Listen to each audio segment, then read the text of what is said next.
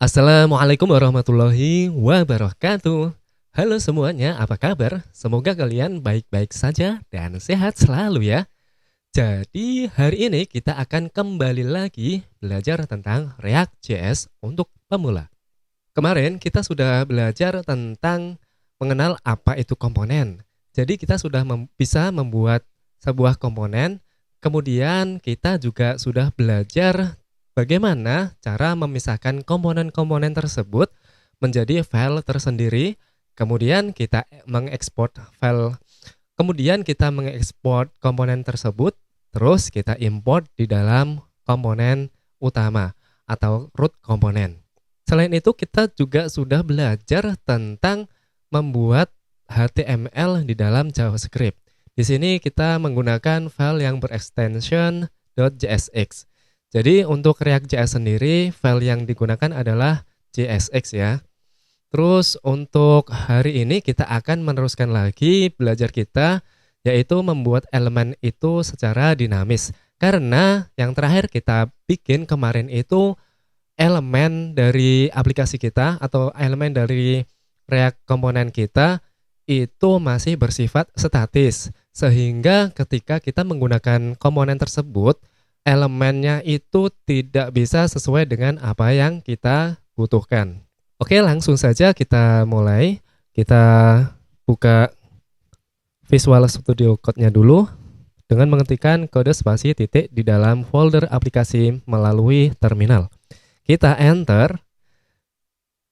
Oke, setelah terbuka Visual Studio Code-nya, kita akan membuka file app.jsx. Nah, app.jsx ini yang terakhir kita merender sebuah tag atau merender tag HTML di dalam file JSX ini.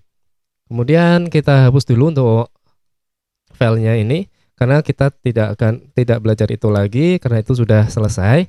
Terus kita import greeting lagi ya. Kita kembalikan lagi greeting. Terus yang kedua description. Jangan lupa di save. Terus di terminal kita ketikkan yarn spasi dev. Kita enter. Lalu kita buka linknya ini di browser tentu saja. Nah, seperti ini ya kemarin. Setelah kita buka atau berhasil menjalankan program React.js-nya ini, kita edit lagi komponen kecil-kecil yang sudah kita buat sebelumnya. Di sini file greetings itu berisi dua komponen. Yang pertama greeting dan description. Lalu untuk video ini akan kita pecah lagi. Untuk file description kita jadikan satu file tersendiri supaya lebih clean ya. Kita bikin new file di sini dengan nama description.jsx. Terus untuk file untuk komponen description ini kita pindahkan, kita cut ke file description.jsx. Jangan lupa di save. Terus yang di app.jsx ini tentu saja description ini kita sudah tidak mengambilnya dari file greetings.jsx. Akan tetapi kita setelah memindahkannya di file tersendiri yaitu description.jsx. Kita import dulu, import. Terus description.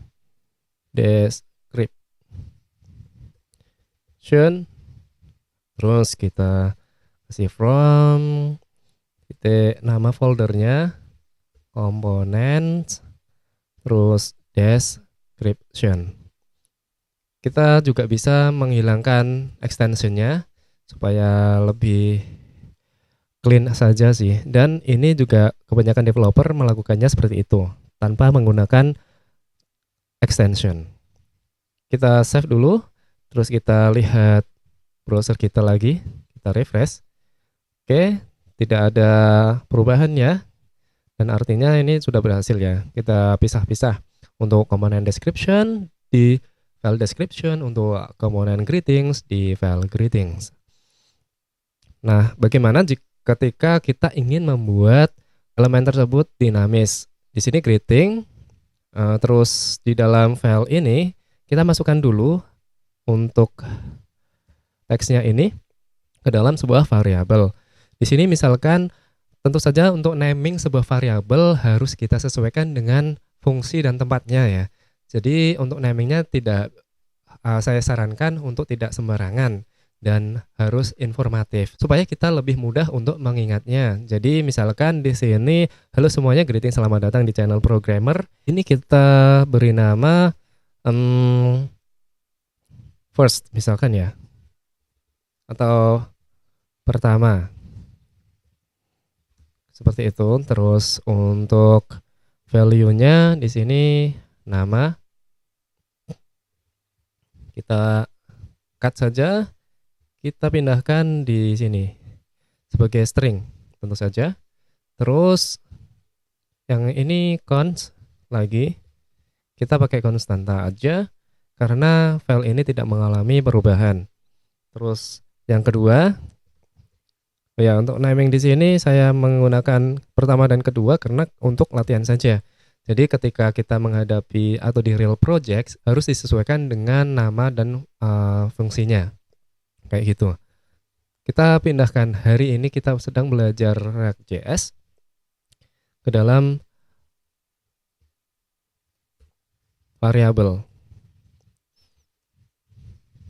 Oke, kita spasi. Mari kita save dulu, kita lihat perubahannya, kita buka browser. Nah, untuk file greeting sendiri ini tidak menampilkan apa-apa ya, karena sudah kita pindahkan kata-katanya atau teksnya ini di dalam variabel terpisah. Dan variabel tersebut harus kita panggil agar teks yang ada di dalam variabel itu bisa muncul di browser. Caranya adalah kita kasih kurung seperti ini, curly brackets namanya, curly brackets kalau bahasa Inggrisnya seperti itu ya. Kita kasih pertama seperti ini, terus yang kedua juga sama, kedua. Kita save, kita lihat perubahannya, oke sudah muncul. Artinya kita sudah berhasil merender sebuah variabel dari JavaScript itu ke dalam JSX. Nah, gitu ya. Jadi di sini perlu diperhatikan bagaimana caranya untuk menampilkan isi dari variabel JavaScript ke dalam JSX itu dengan menggunakan kurung seperti ini atau yang disebut curly brackets gitu. Terus bagaimana dengan yang description? Boleh kita refactor ya. Kita langsung saja kasih nama description misalkan. Kalau di sini kan cuma ada satu ya. Description. Jadi biasanya kalau dev yang lain atau kebanyakan itu disingkat-singkat seperti ini, des gitu ya, singkatan dari description. Tapi saya karena sudah terbiasa dengan clean code, saya harus menuliskannya lengkap supaya lebih mudah dibaca oleh dev lain. Jika kita ini sangat berfungsi sekali atau sangat bermanfaat sekali jika kita bekerja sebagai tim. Jadi codingan kita bisa dipahami oleh tim lain dengan mudah. Description, kita kasih value-nya dari sini. Kita cut saja, kita pastekan ke dalam variable description. Untuk hasilnya kita save dulu, terus buka browser. Oke, sudah tidak ada. Kemudian kita render dulu variable description ini supaya muncul di dalam browser. Seperti ini. Kita save, kita reload. Oke, sudah muncul ya. Selain itu, kita juga bisa memanfaatkan yang namanya props. Nah, kita belajar props nih. Gimana? Langsung di video ini atau video berikutnya saja ya. Karena bagi programmer pemula, hal-hal yang seperti ini gampang-gampang susah untuk dipahami. Jadi sedikit-sedikit dulu kita belajarnya. Saya juga dulu seperti ini ya, seperti teman-teman yang baru belajar. Jadi untuk mempelajari jika langsung banyak itu sepertinya kesulitan. Dan ini juga tergantung dari teman-teman sendiri. teman-teman termasuk orang yang mudah menangkap pembelajaran baru, hal-hal baru atau tidak, seperti itu. Cuma saya di sini pelan-pelan saja supaya teman-teman yang benar-benar dari nol, benar-benar orang di luar IT atau benar-benar orang yang baru pertama kali belajar React.js itu bisa memahami tutorial ini. Jadi untuk teman-teman yang sudah expert, ya mohon bersabar untuk melihat video saya ini.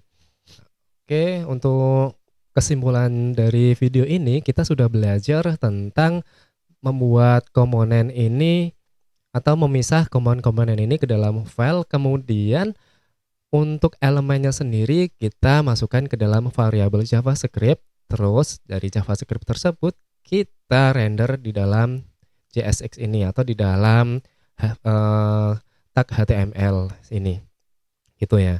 Jadi harus pakai kurung curly bracket ini untuk menampilkan variabel atau menampilkan codingan JavaScript di dalam HTML yang ada di file.jsx.